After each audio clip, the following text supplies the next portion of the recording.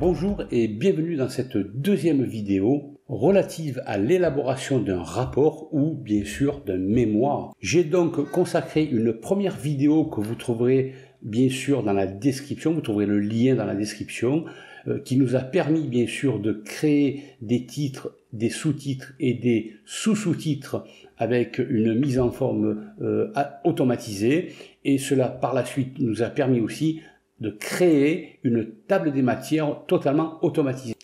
Je vous invite donc à visualiser la première vidéo, si ce n'est déjà fait, avant de visualiser cette deuxième vidéo qui, elle, va être consacrée à la numérotation personnalisée des titres. Bien sûr, je vais insérer un pied de page et une en-tête de page.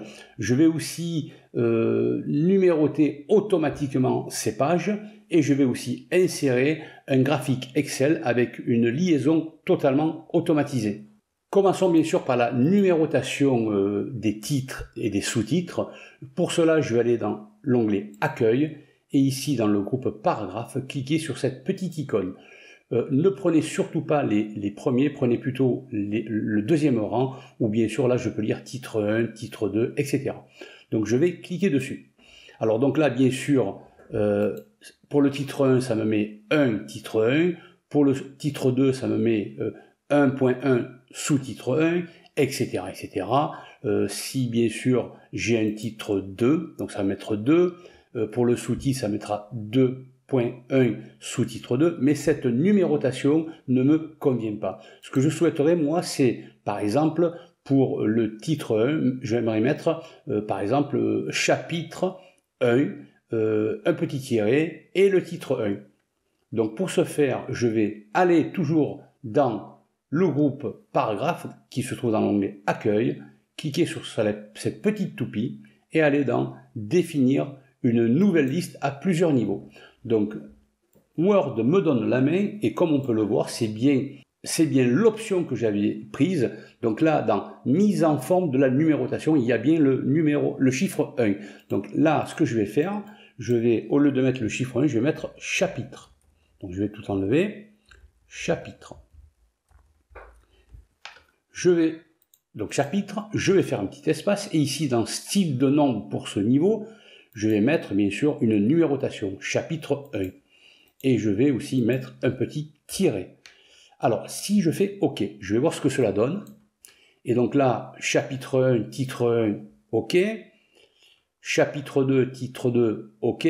Mais ce qui me dérange, c'est qu'il y a apparemment une tabulation entre chapitre 1, tiret, et le titre 1 apparaît après une tabulation. Donc, ce que je vais faire, alors je vais bien sûr remettre les marques de paragraphe afin de voir où se trouvent les tabulations, etc. Donc je vais revenir dans le groupe Paragraphe de l'onglet Accueil, cliquer ici, revenir dans Définir une nouvelle liste à plusieurs niveaux, et ici, retrait du texte à, c'est pas ça qui m'intéresse. En effet, je cherche tabulation, donc je vais cliquer sur le plus, et là, tabulation est ici, faire suivre le numéro de tabulation. Moi, je souhaite au maximum un espace. Bien sûr, vous pouvez mettre rien. Donc, je vais mettre un espace. Donc, je vais cliquer sur OK. Et là, comme on peut le voir, je n'ai qu'un espace. Je trouve que ce type de présentation est beaucoup plus propre. Au même titre que les titres principaux, j'ai mis chapitre 1, chapitre 2, etc. Je pourrais aussi apporter des modifications pour les sous-titres. Là, en l'état actuel, j'ai 1.1 et une tabulation et sous-titre 1.1. Donc je pourrais éventuellement apporter une modification en allant toujours dans le groupe Paragraphe, ici, définir une nouvelle et aller dans titre 2. Donc là, pour l'instant, il y a 1.1, on peut le voir ici, titre 2. Je pourrais éventuellement, ici, dans mise en forme, mettre section, pourquoi pas, style de nombre, soit je ne mets rien, soit bien sûr je mets une numérotation. Alors soit une numérotation, soit bien sûr des lettres. Donc là par exemple je pouvais mettre par exemple des lettres minuscules, donc A, et ici je vais mettre tabulation non, faire suivre le numéro 2, je vais mettre pourquoi pas un espace aussi. Donc je clique sur OK. Et là, bien sûr, j'ai section A, sous-titre 1.1, section B, sous-titre 2, sous-titre 1, etc., etc., etc. Donc je pourrais aussi, bien sûr, faire certaines manipulations pour les sous-sous-titres.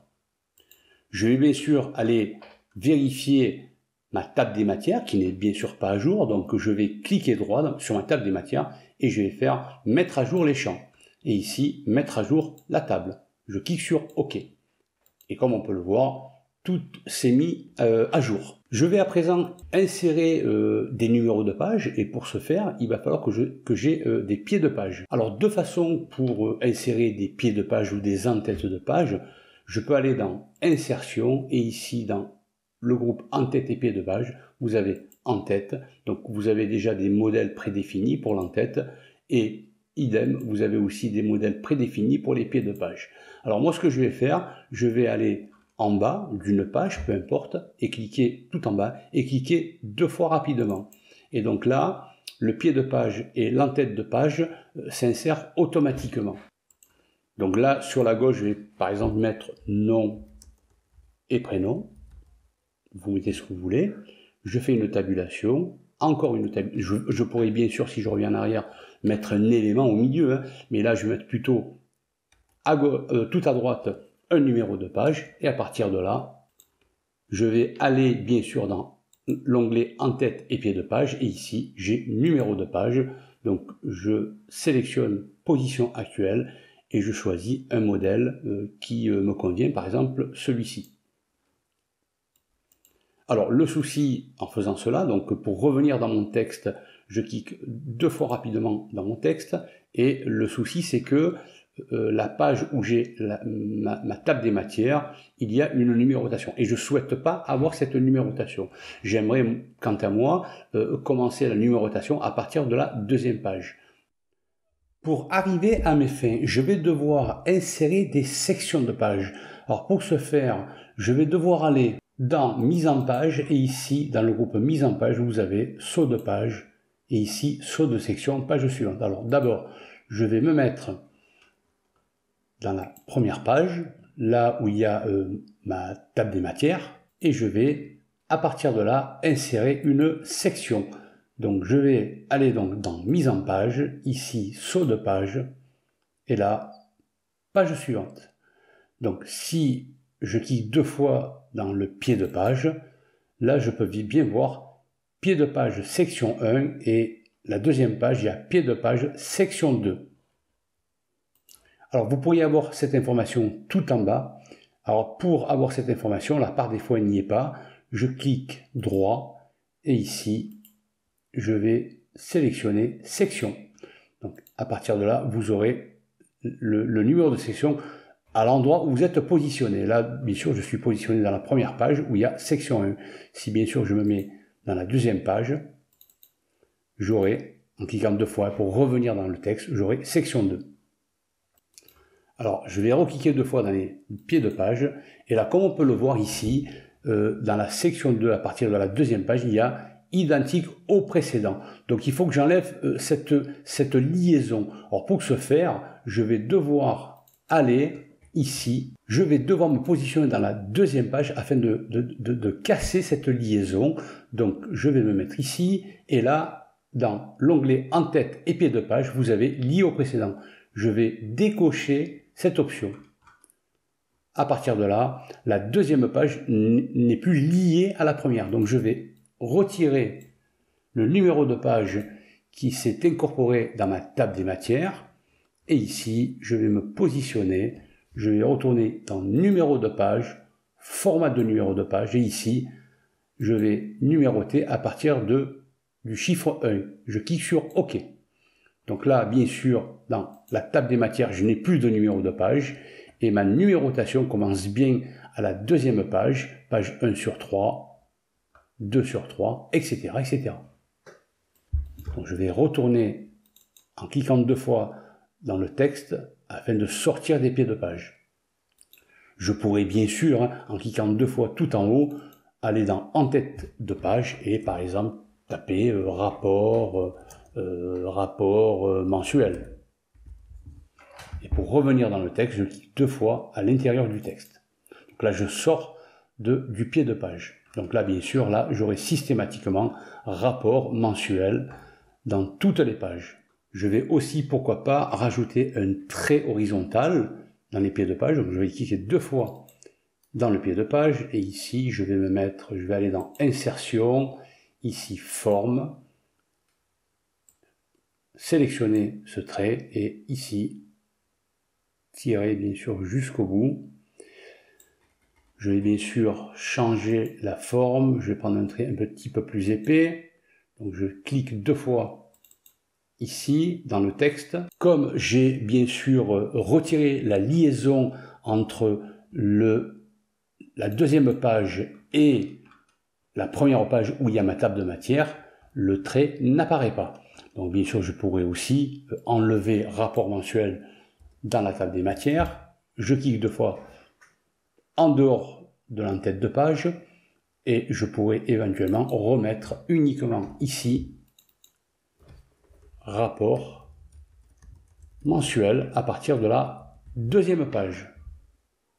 Si bien sûr rapport mensuel vous le voyez dans la première page et que vous ne souhaitez pas le faire apparaître, vous faites exactement pareil que le pied de page. Donc je vais cliquer 2 fois ici et là je vais retirer le lien par rapport au précédent. Donc là, si je clique dans le texte et que je revienne ici, je vais le supprimer et en théorie, cela devrait marcher, ce qui est fait. Je pourrais bien sûr rajouter une page de garde. Donc pour ce faire, je viens ici, par exemple, dans la première page, et ici, je vais aller dans Insertion, et là, page de garde. Vous pourriez bien sûr insérer une page de garde personnalisée ou insérer une page de garde déjà prédéfinie par Word. Donc là, il suffit juste de remplir les éléments de votre choix. Comment à présent insérer un graphique dans Word avec une liaison? Donc je vais aller ici, dans la dernière page, je vais éventuellement faire un saut de section. Donc là je suis dans la section 2 comme on peut le voir.